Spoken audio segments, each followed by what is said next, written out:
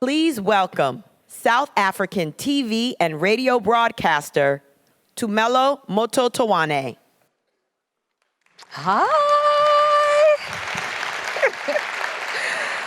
Oh my goodness. Good morning, good morning, good morning, Dreamforce. How are you doing?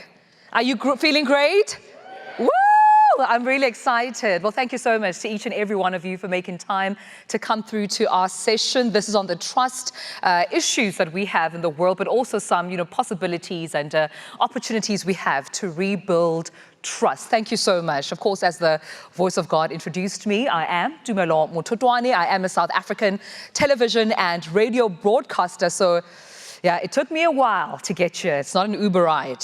Definitely wasn't an Uber ride, but I'm so excited to be with you. Thank you so much for having me.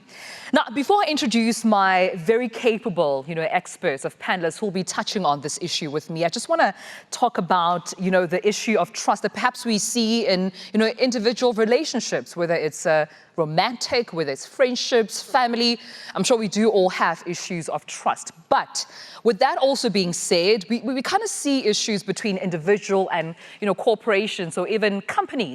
I'll make an example. I'm a journalist, and with the sort of mushrooming abruptness of fake news on social media, we have been seeing this distrust between content creators, journalists, institutions, as well as consumers of media. And I'm glad that one of the goals, actually goal number 16, touches on peace, justice, and strong institutions, because I'm sure we can all agree that we kind of need that.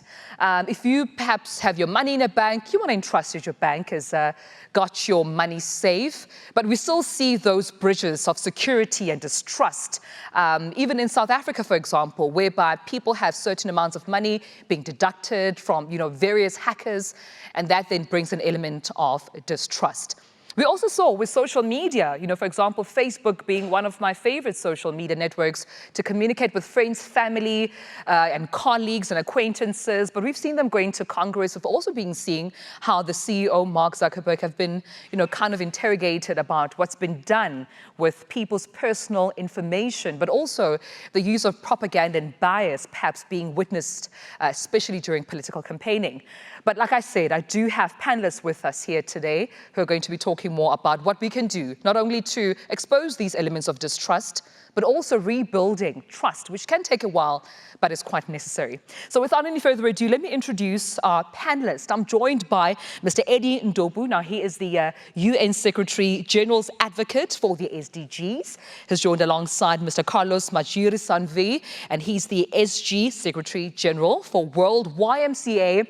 And last but definitely not least, we have Yo-Yo Ma, who's a cellist. Please give them a warm round of applause.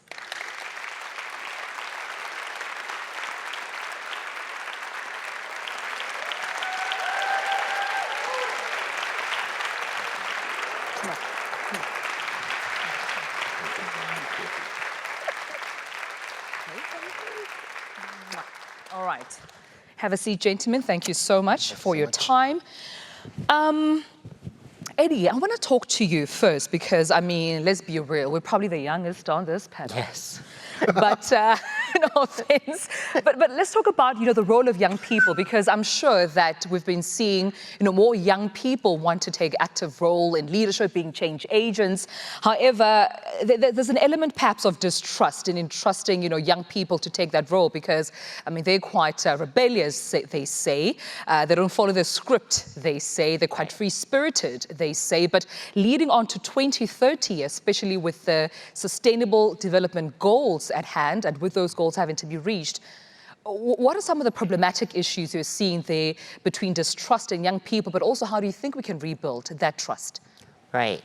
So I serve as one of the UN Secretary General's advocates for the Sustainable Development Goals. And one of the things that I've noticed is that young people everywhere are expressing profound distrust for institutions, for people in positions of leadership who are entrusted with tackling some of the toughest challenges of our time, from climate change to inequality, etc. So young people everywhere are saying that there's a profound lack of trust in these systems. But what I think is really interesting is that millennials and the generation after me, we are saying that we are going to place our trust in ideas, ideas of social justice, ideas of equality, ideas of egalitarianism. And so I think this is incredibly exciting. I mean, young people like Greta, are saying that we need to trust in something that transcends institutions. We need to go beyond multilateral institutions. We need to go beyond leaders in positions of authority. Right. Because leadership and rank are not the same thing. We often conflate the two. Right. And leadership is something much deeper and requires more bolder and ambitious action, particularly in relation to the Sustainable Development Goals. So the SDGs, I think, are an example of how these are ideals and these are sets of goals that we are trusting in order to transcend institutions and go beyond some of the issues that we're seeing between the disjuncture of what leaders are saying and what we're experiencing on the ground.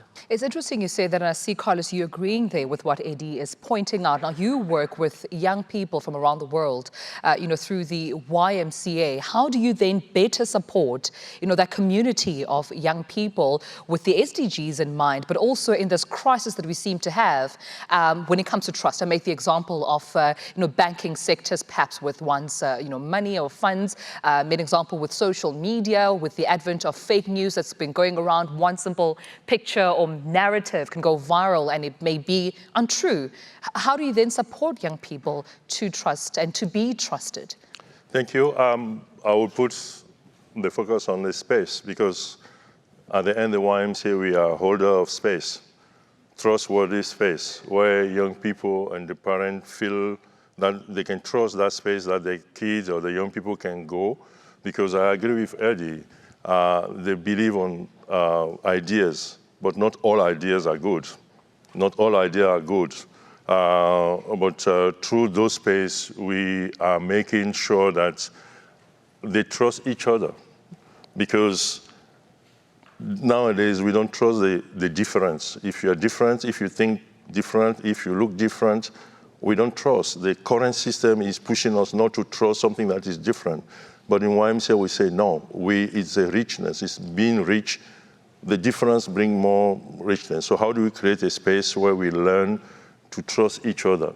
So being at the YMCA is to practice this exercise, to let go my own fear and to make sure that we go to the unknown and to see what is beyond that and we'll be able to do it. Yes, of course, young people don't trust institutions, but how do we make peace with the institution? Because it's only together that we can go forward. Yeah. And Yo-Yo Ma, I mean, I have to bring in the conversation. We had, an offline, fireside chat. And I gave you context with, for example, where I come from in South Africa, that, during the apartheid era, pre-democracy, South Africa entrusted artists to carry the message of hope, but also of narrating the realities in South Africa, but what's been happening with segregation, with apartheid during that time. South Africans entrusted that in whatever language that you sent this message, in whatever melody you sent this message, as an artist, we can entrust you. The likes of Miriam Makeba, Hugh Masekela did that very well right here, even in the United States, partnering up with the likes of Harry Belafonte. You being a cellist as well, do you see that relationship between artists and, consumers of art still being there? Is there still a trust issue in your message, your melody, your music, your entertainment? Well, I think what you're referring to is particularly interesting because during times of trauma or in repressive regimes, under repressive regimes, I think, who do you trust? Right? You can't trust necessarily the state press. You can't trust people who have to actually toe the line. And I think I'd like to make the plea to say that actually culture plays a huge role in terms of being able to turn something that we don't know or the other into us. That's number one. And the second thing, to your point, is So I'm thinking of another cellist, Rostropovich in the Soviet Union, or Shostakovich, even more particular, that when a work that was performed that was coded, everybody understood what it meant, but it could pass the censors. Iranian films are really, really interesting, and it could be about two kids sharing one sneaker. You know, what does that have to do with anything? It actually, there are many messages that you could infer and interpret from it. And those are the messages that give people strength and hope and a kind of internal communication that says, you like it, that means I trust. I was just in Lebanon, and just before the riots, and the Lebanon and Beirut has one of the biggest underground music club scenes. And why? Because people are living under a tremendous amount of stress, and they let go at night and they choose the clubs that they go to with the friends that think the same thing. And that's a way of communicating and actually being able to share in things that are actually really tough to talk about. Yeah. Well, we're also in 2019, I'm hoping that you can all jump in here, for a bit of a conversation around, technology and the role that then technology plays. And I know that Salesforce, even through Dreamforce, have seen how they are big on advancing technology. We've got various organizations and, companies even with us today here that believe that we need to trust technology to move humanity forward. How do you think, Eddie, perhaps we can better entrust technology? How do you think technology can support even those aspirations, even those dreams that young people have, or even that people have, that corporates have, organizations, consumers have, to advance? Right. So, against the backdrop of the fourth industrial revolution, this is a timely conversation because, of course, there is, I think, a lack of trust in how this technology will be harnessed and leveraged for the betterment of humanity, right? So what is the role of automation and artificial intelligence in terms of the displacement of people and the future of work and employment? So these are legitimate fears, but as a young person with a physical disability, I can't overstate how important technology is for the improvement of our quality of life as human beings. The wheelchair that I'm on, the devices I use, augment my body in a way that allows me to be a productive person in society. And so technology is really amazing. I think the question is, how do we leverage these exciting technologies in order to advance goals that are bigger than ourselves, in order to push for greater equality, to push for greater representation, to push for social justice, to push for the sustainable development goals.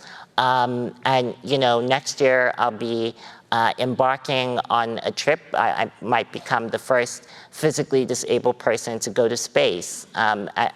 Nobody would have imagined that possible, that somebody like me could be able to go into space and do something so extraordinary. And so I think for me, I'm really interested to see how do we leverage the fourth industrial revolution and technology to ensure that we really open up the world and make sure that it's inclusive for as many people as possible. And while you're speaking, actually, you're making me think about the responsibility that we have with technology. Right. There's a saying that says, to whom much is given, much is expected. There's a responsibility that comes even with the opportunity that technology brings. And Carlos, what do you think are those perhaps responsibilities that we have with technology? You did say earlier on that not all ideas are good ideas, but is all technology good technology, or is there an element of responsibility that humanity has to have when coming to dealing and using technology? For the millions of young people that we interact with in the YMCA, the biggest question around technology is the issue of access. Not everybody have access to the appropriate technology. They don't have access. So if you don't have access, how do you trust? How do you deal with that? So the first question the young people are asking, how do I count if through technology I don't exist? It's about this identity that young people are claiming to say, I'm here, but I cannot be seen because the language, the technology is using, all those things, the majority of the young people does not have access. So how do we make sure that we democratize the access and to make sure that it's there, everybody can have access to do it. So for us, that's the most important, to make sure that the young people, the majority of young people have access to that technology and to be able to question it and to be able to make sure that they count, they exist. They are not just a number, but they are individual behind that. That is the first level of that. And then after that, how they use it to promote the impact and to take responsibility. Yeah, and it's interesting you also touch on that because we do know that even parts of the world, there's still the digital divide happening. You find communities whereby, hundreds or even thousands of community still share a computer. They have to go to one, internet cafe just to submit, a curriculum vitae, a CV so that they can get a job interview, travel 4 more hours just to go to that job interview, which is some of the issues that we take for granted. Yeah. We think the population on social media is the population in a country, but it is not a true reflection. There's still very much more people that are disadvantaged. Another thing is data costs. Data is still expensive in other parts, of the world. And perhaps just for you, Carlos, as well, while you're touching on that digital divide, what is the responsibility of telecommunications companies to ensure that they make sure that they don't have to make me choose between feeding my family and having an internet or having data or Wi-Fi, because it needs to come to a point where for everyone it's a basic need. Yeah, of course, I saw this drawing the other day, make me smile. This Maslow ladders of need that starts with physiological need, food, water. So people put underneath that Wi-Fi. The first needs of human being is Wi-Fi, and I can see it all over. When I go to the place, I don't want to know, do I have access to Wi-Fi? If I don't have access to Wi-Fi, everything fall apart. Yeah. So where are we with that? How do we make sure that it's available for people? But the most, I come from Africa, it's become a business. It's about money making. But should we make Wi-Fi a human right? Why not? That's true, yeah. Wow. May I say something? Please. I just want to put a plug for human-to-human connection, in-person connection, as perhaps the greatest way to build trust. Because when I look at each one of your faces, right, I'm getting much more information than just the words that are coming out of your mouths. We're making, when I perform, for example, I have 7 seconds from walking from the wings to center stage to actually have people decide, am I going to have a good time or not? That's about the amount of time it takes when you see someone, a stranger on the street, to say, is it safe to cross? Yeah. Or do I need to cross? You make these fight or flee decisions, and you make these quick decisions on, do I trust you? And also off-site, you talked about, hey, you show your emotions. Yeah. And so, because you show your emotions, you gave me a sense of trust to say, yeah, I'm going to believe what you have to say. Same thing with each one of us. We probably made an assessment as strangers to say, I think I can trust this guy. But once you trust, if you break it, that's forever. Yeah. And so I want to say, whether you're in business or in politics or you're in the arts, the worst thing you can do is to betray a trust, period. And in culture, the difference between culture and politics and economics is, in culture, once you connect, it's forever. You can't fire your parents. Right. Well, some people can, but probably not a good thing, because the trust is the closest thing, but trust is based on truth. You can't trust and lie at the same time. The two go together. Yeah. And so if you go, that's the basis for knowledge, the basis for science, the basis for technology, and you start breaking it, and we're in trouble. So, but it happens, it starts from human to human contact. Right. Then you can do anything you want with Wi-Fi, with internet and whatever.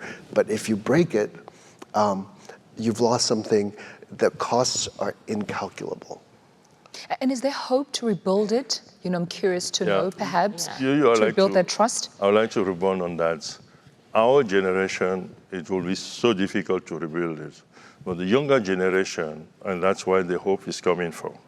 How do we, because we are human, we need to learn that as human we have our flaws, we have our weakness, and things happen. But how do we teach, how do we create space where we can mend that? It's painful. It's not like this. But a part of our education system, we need to make sure that we learn and young people learn how to rebuild trust. It's difficult, but if we stay at the first problem, that's how I think our world is going apart. Yeah. But yes, using the artist, using other way to help to mend those relationships, as painful as it is, that's the cost for us to go for the sustainable world, to learn how to mend the relationship. There is no magic formula. It's a journey, it's a process, but we have to go this difficult journey. And young people are more capable of doing that than our generation. Yeah. Mark has an interesting, sorry, go ahead.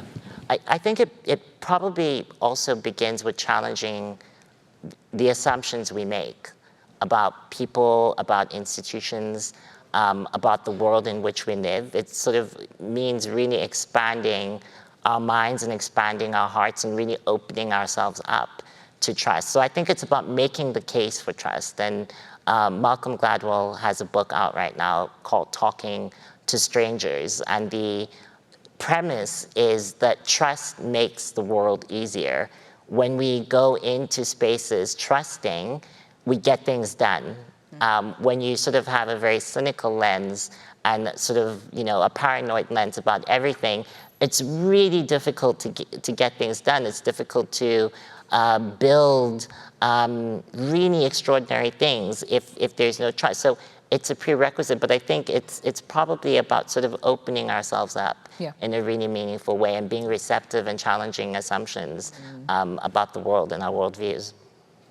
I think the antidote, or rather the opposite of trust, is probably fear. Right. You know? And I think when people are afraid, they build walls.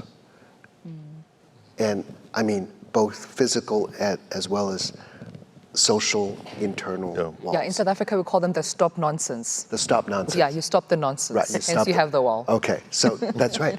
And so I think there are a lot of people who are really afraid because the change that's happening in the world, because of things like the fourth industrial revolution, is very disruptive.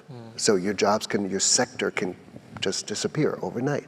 So that kind of fear has a kind of backlash. So if you want to rebuild trust, I think it's about, I also want to mention trust is a value. And I used to believe that, you know, I used to think business creates value and culture is about values. But I just read Mark Benioff's book where there's a very interesting sentence that he says that actually that values create value.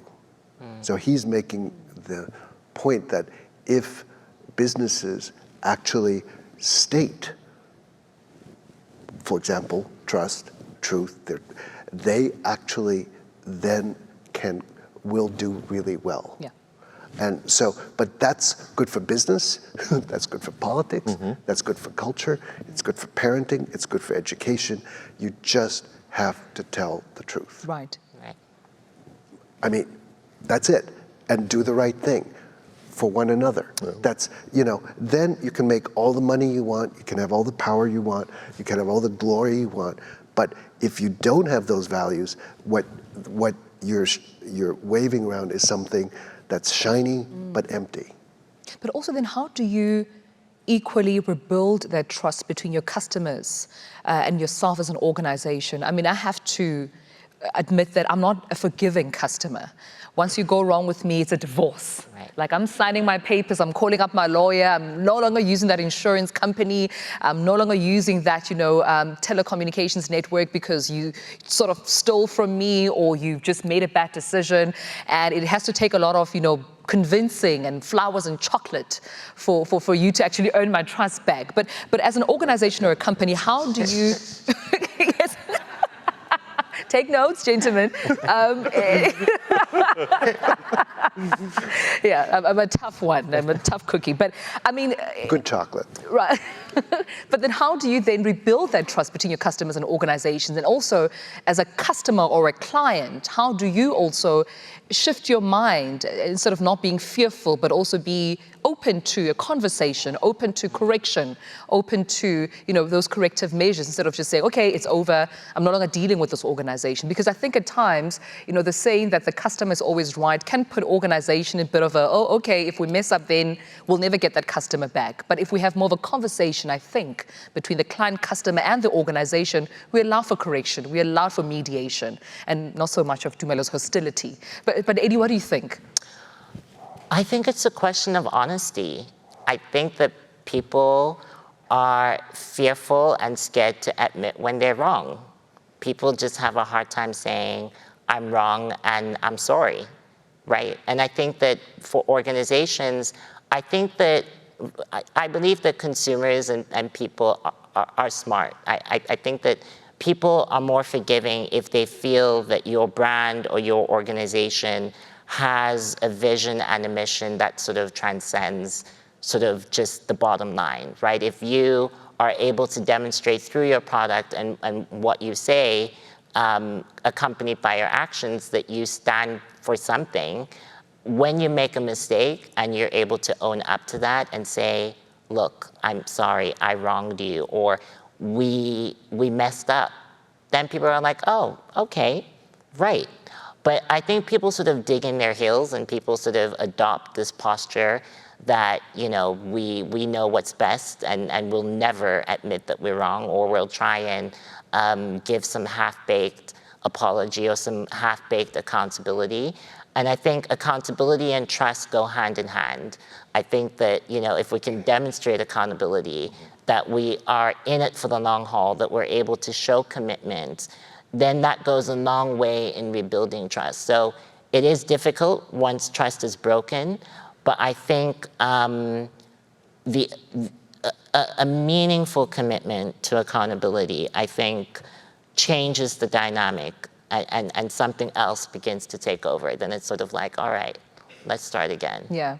And Carlos, I'd like to pick your brain on that as well, because we've also been seeing, an increase in this cancel culture on social media. Once you make a mistake as a company, we cancel you. There's a hashtag, there's so much hate going to the organization. Whereas I think actually the opposite of that is perhaps I just want an acknowledgement of a mistake being made, a responsibility being taken, and then we can mediate through a solution as opposed to not trusting that company.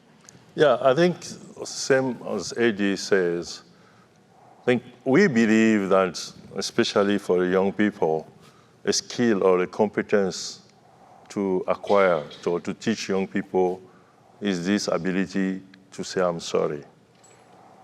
To say, I'm sorry, not just on the lips or for the head, but from the heart and from the gut. To really feel it. Because if you don't feel the pain of what is happening to the other, we can dismiss, say, sorry. No, this is not what the young people, this is what the society wants. It's to connect with the pain, with the hurt of the other person. So how do you build this new competency, today's work, to feel that pain and to say, I'm sincerely sorry, and demonstrate the opposite? I will not even use the word compensate. Wherever it's possible, we do it. But that is at the individual level. When we come to the institutional level, how can an institution say, I'm sorry? You can compensate, you can give back my money, but this compensation does not necessarily restore the trust. So we need to look at it, because giving back my money, not sure that I'll go back again, because I didn't see that you really connect with my pain. You just, for you, give me the money costs nothing. Because saying sorry is something that costs. And that's what we need to be teaching ourselves. It costs to say, I'm sorry. But if it doesn't cost you, give the money does not make anything. So this is why the young people are losing interest in people, on institutions, because we are doing things that does not cost us. But those are the things that should cost us. For you, Yo-Yo, can technology make mistakes? And if so, can technology say, I'm sorry? Well, I think technology is driven by humans.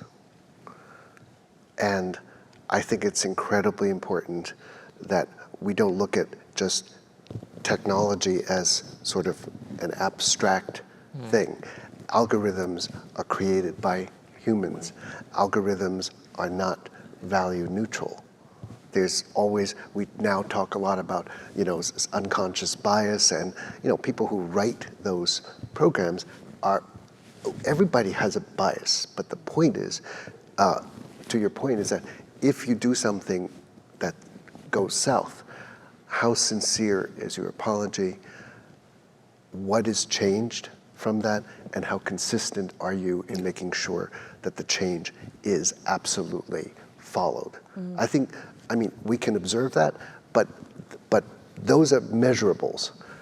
The less measurables are the trust factor that is, will I have changed your heart and mind? Yeah. It's the heart and mind that has to go together, because just analysis on what's measurable is not good enough. Right? And I think that's what you're talking about. It's the sincerity, and it's, really, is it systemic change, or are you doing a Band-Aid? If I did something wrong, and then I hire somebody to kind of make it look right, okay, how deep does that go? Right. We can observe that, but we can also feel that. Yeah. So in essence, the chocolates and the roses don't work. Yeah. All right. Well, guts to your gut. It has to come from your gut. It has to come from your gut. Well, we're almost towards the end of our conversation, but before we wrap up, I'll start with just closing comments from you, starting with yourself, Eddie. And, oftentimes as a broadcaster, we get criticized for hosting events like this and saying, oh, is it just another talk shop? And then it lasts for 5 minutes and then I have to go back to my reality. What is your message for each and every one of us in this room, so that this is not just another talk shop conversation, but we can take something from this conversation which we can implement in our personal lives, but also in our organizations that we run, in our families, our friendships, our relationships, our companies. And as far as trust is concerned, what would your overall then message be? So I believe that we need to believe in things that are bigger than ourselves. We need to go for these big, audacious, aspirational goals that we can place our trust in. So, I'll use the examples of the Sustainable Development Goals. I often hear the criticism is that, it's really lofty, it's really ambitious, it's unrealistic. How are we going to eradicate poverty by 2030? But I think the magic of these goals lies in the fact that they are aspirational. That possibility and a belief in the forces of possibility makes things happen. And that would be my message, like really believing in possibility, believing that things really can happen. And that belief, I think, translates implicitly to trust, and it creates this collective mission, this collective crusade that we're after a world that's better for ourselves, for our families, for our communities, and hopefully for the world as well. Thank you for that. Thank you. Carlos? I believe the humanity is not doing well. We don't know what will unfold. Things are very difficult. We might have solution here and there. But this is the time And for me to be here today is a big shift because of the Sustainable Development Goal is providing that big aspiration Eddie is talking about to transcend our resistance or lack of trust. I come from civil society background. And in civil society, we don't trust business. We don't trust government. We don't trust anyone. And they don't trust us back. The best thing we do is to throw stones to each other. But through the SDG, number 7, especially partnership, and to assume that at the end, there's something we can achieve together. We have something that's higher than any of ours. The last 20 years, we have been throwing stone, we have been doing anything. I don't think we have achieved as much as what is happening here. So trust, yes, technology could help, but like what you say, those face-to-face are very important for us to see each other through the eyes and say, let's give it a try. Yeah. Let's give it a try, because it's about humanity, it's about the future of the earth, it's about the future of the next generation. If we don't do it, who is going to do it? And this is the time. If we don't do it now, what we leave behind, I don't want to imagine it. So let's continue to have those space to see each other eye to eye and to agree that we are different. You don't need to be like me. You don't need to think like me. You don't need to see the world through my lens. But your lens is equally important than my lens. And let's have this rainbow of the way we look at the world to make it work. That is what, for me, is important. We need to be doing as we meet here. Thank you so much, Carlos. Thank you for that. Yo-Yo? Nice. What are your views? And also I understand that you have an exciting talk coming up in Africa. Please, you have to give us the dates. Okay, absolutely. I can't wait.